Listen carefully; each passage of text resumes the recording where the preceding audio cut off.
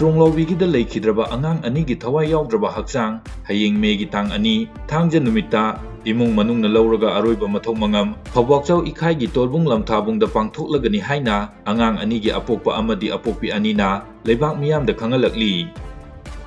NIA na SDPO Singtham Ananda Kumar Singhi murder case ki second prime accused on Khothang Paite allies on Thang Paite Fakibagi Mayokta ngasi ayu Tenopal district ta thoktuna total shutdown tawri.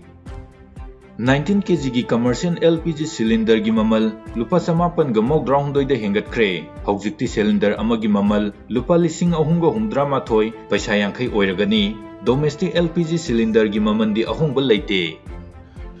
Churchampur da Paite kanguna Itlp masak Khangdre inthokpa haurakle Churchampur district ta kumja lising aniga kulumdoi gi me ahung dagi Maitai gi mathakta amadi Manipur lenga ki mathakta khongjang changchinduna Manipur thugaibada separate administration tanbada maru aiba thodang lauduna lakliba indigenous tribal leader forum Itlp Paite community na masak khangdi haiduna kaukthokpa horakle central village defense force haina khangnaba Churchampur da west over Paite gi lup amana zomi singna khundariba mafam da Itlp ki thabak thorom sing chathaba yaroi haina lauthorakle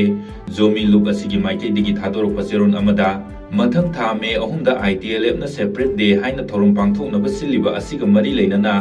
zomi gi area da changchenduna yonba natragana yenthokpagi thabak chathare haibagi pau phangle masi khudakta lepkadabani maramdi zomi singna khundaba mafamda Itlp asi kanano haiba masak khangde makhoi gi thabak thorom sing amata chathaba yaroi kanagumba wafam asigi mayokta thabak toromba tarabadi masagi maranai interest da thabak tawbani haina lawgani adugumba miyoi adu central village defense force ki mayokta leibani haina lawgani hairi zomi look asigi maikai dagi me ahumda pangthokadaba thoromga mari leinana sticker na singba amata zomi gi area da yonba natragana yenthokpa leiragadi khudakta lepkadabani haujik oiriba aruba matam asida kanagumba group amana atopa kanglup amada kaihobagi thabak khudimak lepkadabani natragadi maikai kayada umkhatnabagi fibam mayoknaba helakpa yai hairi ningsingba yabadi Paite Tribe Council General Headquarter na thokpa cheron amagi matung inna mamang sahi 2025 ke August 15 da Paite Tribe asi Itlp natragana kanagumba lup amataga samnaba leitre haina khanganba leikre Paite asi Kuki Student Organization natragana Working Committee Kuki Civil Society Organization amadi Working Committee Kuki Civil Society Organization na singbaga mari amata leinadre haina phongdokre zomi natragana Paite gi myoising makhal amatagi awaba Kuki lupsing na pidana ba khangalakli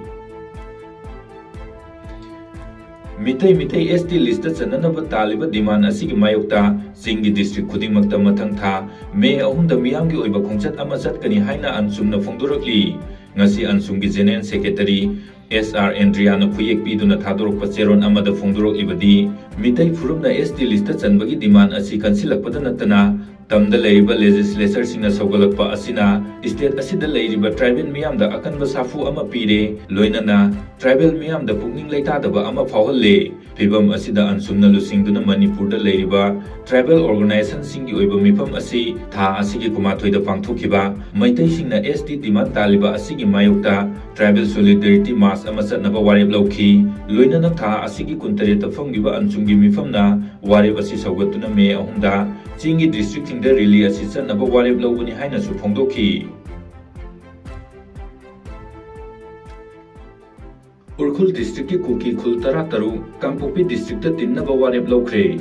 Khul district ki Kuki chief association ki makhada leiba Kuki village Taru ki chief singna haukiba April kumarida mulam songphaida sathagiba ete amasung madugi matung tarakpada yaulen chepu Moscow chepu lamlai singphai mulam amasung songphelda April kunganipan da sathagiba attack sing aduna akanba mongda condemn tawi haina Kuki chief association urkhunna thadorokpa cheron amana hairi cheron asina makha na hairibana haukiba tha ahum longgi matam asida Jalenbung Sangkai amasung Moscow chengpuna singba Kuki Khul sing asida ngehak leitana tangkun militant singna nomai kapsin bagi thokdok kaya ama sathaduna lakli handaktasu ikui-kuiduna tang 9 gi ayuk pung 9 makai taba matamda kwaidagi nobo mawongda attack chatharakli Khulsing asida matam sangna administration fail oirakpuna essential servicing ꯃꯔꯨꯑꯣꯏꯅ ꯆꯦꯡ ꯑꯃꯁꯨꯡ LPG ꯅꯆꯤꯡꯕ ꯐꯪꯕ ꯉꯝꯗ꯭ꯔꯦ, ꯒꯚꯔꯟꯃꯦꯟꯠꯀꯤ ꯗꯣꯀꯨꯃꯦꯟꯠꯅꯆꯤꯡꯕ ꯃꯊꯧ ꯇꯥꯕ fundamental ꯔꯥꯏꯠꯁꯤꯡ ꯃꯄꯨꯡ ꯐꯥꯅ ꯐꯪꯕ ꯉꯝꯗ꯭ꯔꯦ꯫ ꯑꯁꯤꯒꯨꯝꯕ ꯊꯧꯑꯣꯡ ꯑꯁꯤꯅ ꯃꯔꯝ ꯑꯣꯏꯔꯒ ꯑꯦꯄ꯭ꯔꯤꯜ 23ꯇ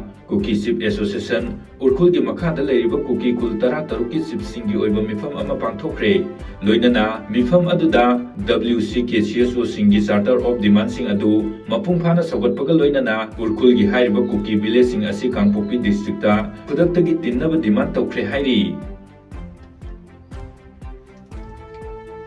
ꯀ꯭ꯋꯥꯛꯇꯥ ꯑꯃꯗꯤ ꯃꯣꯏꯔꯥꯡꯒꯤ ꯃꯔꯛꯇ ꯚꯥꯞ ꯇꯥꯅꯗꯅ ꯂꯩꯔꯝꯕ ꯈꯨꯗꯤꯡꯃꯛ ꯕꯤꯁꯅꯨꯄꯨꯔ ꯗꯤꯁꯇ꯭ꯔꯤꯛꯀꯤ SP ꯌꯥꯎꯅ ꯀ꯭ꯋꯥꯛꯇꯥꯒꯤ CSO ꯑꯃꯁꯨꯡ ꯃꯣꯏꯔꯥꯡꯒꯤ CSOꯁꯤꯡꯒ ꯐꯝꯃꯤꯟꯅꯗꯨꯅ ꯌꯥꯅꯕ ꯄꯨꯔꯛꯈ꯭ꯔꯦ ꯍꯥꯏꯔꯤ꯫ ꯍꯤꯔꯝ ꯑꯁꯤꯒ ꯃꯔꯤ ꯂꯩꯅꯅ ꯉꯁꯤ ꯀ꯭ꯋꯥꯛꯇꯥꯗ ꯄꯥꯡꯊꯣꯛꯈꯤꯕ ꯄꯥꯎꯒꯤ ꯃꯤꯐꯝ ꯑꯃꯗ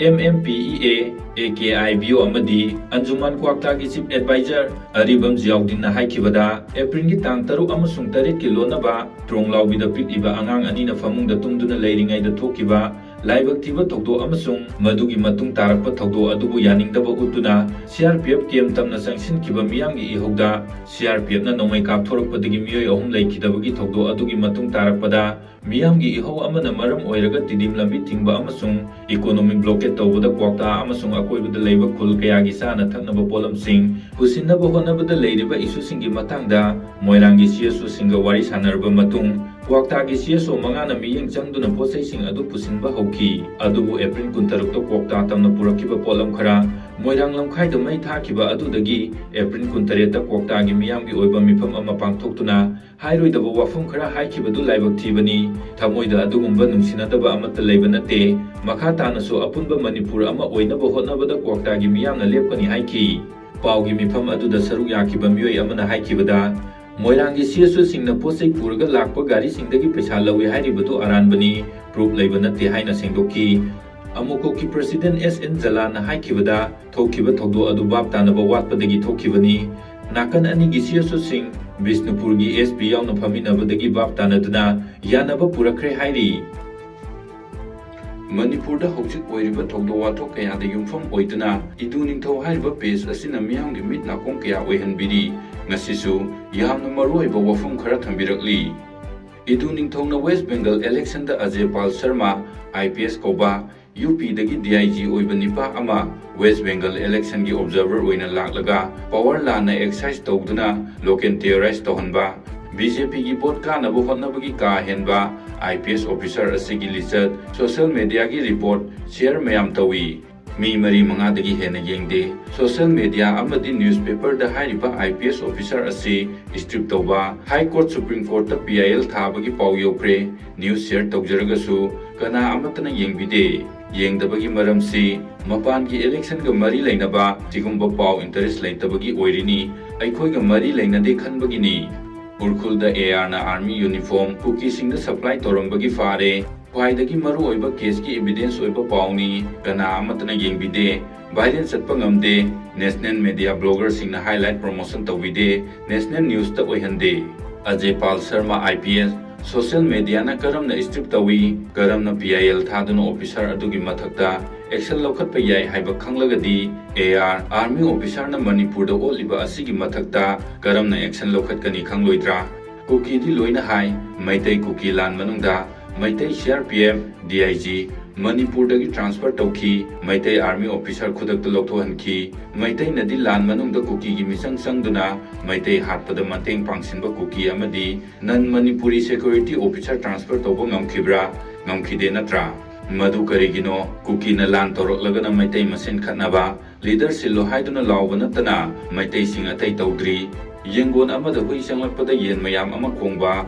ꯍꯨꯏꯅ ꯌꯦꯟꯕꯤ ꯑꯃ ꯆꯥꯈ꯭ꯔꯕ ꯃꯇꯨꯡ ꯂꯥꯡꯂꯝꯕ ꯌꯦꯟ ꯃꯌꯥꯝ ꯑꯃꯨꯛ ꯇꯨꯃꯤꯟꯅ ꯂꯩꯕ, ꯍꯨꯏ ꯂꯥꯛꯂꯀꯥꯟꯗ ꯌꯦꯟ ꯃꯌꯥꯝ ꯑꯃ ꯀꯣꯏꯆꯦꯟ ꯆꯦꯟꯕ, ꯀꯣꯏꯈꯣꯡ ꯈꯣꯡꯕꯒꯤ ꯃꯑꯣꯡꯗ ꯃꯩꯇꯩ ꯂꯩꯔꯤ꯫ ꯀꯨꯀꯤꯅ ꯃꯩꯇꯩ ꯍꯥꯠꯄ ꯈꯨꯗꯤꯡ ꯈꯣꯡꯕ, ꯍꯥꯠꯄ ꯂꯦꯞꯄꯒ ꯇꯨꯃꯤꯟꯅ ꯂꯩꯕ ꯅꯠꯇ꯭ꯔꯥ? ꯀꯨꯀꯤꯅ ꯉꯥꯡꯕ ꯊꯥꯗꯧ ꯃꯔꯣꯟ ꯈꯪꯕ꯭ꯔꯥ? ꯈꯪꯗꯦ꯫ ꯀꯨꯀꯤ ꯃꯅꯨꯡꯗ ꯀꯔꯤ ꯀꯔꯤ ꯇꯧꯔꯤ ꯃꯩꯇꯩꯅ ꯈꯪꯕ꯭ꯔꯥ? ꯑꯗꯨꯁꯨ ꯈꯪꯗꯦ꯫ ꯀꯨꯀꯤꯅ ꯁꯦꯟꯇꯔ ꯑꯃꯗꯤ ꯁ꯭ꯇꯦꯠ ꯒꯚꯔꯟꯃꯦꯟꯠꯇ ꯀꯔꯤ ꯀꯔꯤ ꯍꯥꯏꯔꯤ, ꯀꯔꯤ ꯀꯔꯤ ꯇꯧꯔꯤ, ꯀꯨꯀꯤꯁꯨ ꯀꯥꯡꯕꯨ ꯀꯔꯤ ꯀꯔꯤ ꯇꯧꯔꯤ, ꯑꯗꯨꯁꯨ ꯈꯪꯗꯦ꯫ ꯀꯨꯀꯤꯒꯤ ꯊꯣꯛꯄ ꯄ꯭ꯔꯦꯁ ꯅꯣꯠ ꯄꯥꯕ꯭ꯔꯥ? ꯄꯥꯗꯦ꯫ ꯀꯨꯀꯤꯒꯤ ꯃꯇꯥꯡ ꯏꯟꯇꯔꯦꯁ ꯂꯩꯇꯦ꯫ ꯀꯦꯅꯣꯅ ꯃꯩꯇꯩ ꯃꯊꯛꯇ ꯂꯥꯟ ꯇꯥꯗꯨꯅ ꯏꯔꯥꯡ ꯊꯣꯛꯍꯜꯂꯒ ꯑꯩꯈꯣꯏ ꯃꯁꯦꯟ ꯈꯠꯅꯗꯨꯅ ꯂꯩ, ꯃꯩꯇꯩ ꯂꯤꯗꯔꯅ ꯁꯔꯀꯥꯔ ꯊꯨꯒꯥꯏꯅꯕ ꯍꯣꯠꯅꯔꯦ ꯍꯥꯏꯗꯅ ꯃꯩꯇꯩ ꯃꯁꯦꯟ ꯈꯠꯅꯩ꯫ ꯀꯨꯀꯤꯒꯤ ꯃꯇꯥꯡꯗ ꯀꯔꯤꯃꯠꯇ ꯈꯪꯗꯅ ꯈꯪꯅꯤꯡꯕꯁꯨ ꯐꯥꯎꯗꯅ ꯀꯨꯀꯤꯒ ꯀꯔꯝꯅ ꯂꯥꯟ ꯊꯦꯡꯅꯒꯗꯣꯏꯅꯣ? ꯀꯨꯀꯤꯗꯤ ꯃꯩꯇꯩꯒꯤ ꯃꯇꯥꯡꯗ A to Z ꯐꯥꯎꯕ ꯈꯪꯉꯤ꯫ ꯀꯨꯏꯔꯔꯣꯏ ꯕꯦꯂꯤꯗ ꯑꯀꯟꯕ ꯑꯣꯄꯔꯦꯁꯟ ꯇꯧꯕ ꯍꯧꯔꯒꯅꯤ, ꯏꯔꯥꯡ ꯌꯥꯎꯕ ꯌꯥꯎꯗꯕ ꯂꯣꯏꯅ ꯄꯨꯟꯅꯃꯛ ꯑꯣꯠꯂꯔꯒꯅꯤ꯫ ꯑꯩ ꯌꯥꯎꯖꯗꯦ ꯍꯥꯏꯕ ꯌꯥꯔꯣꯏ,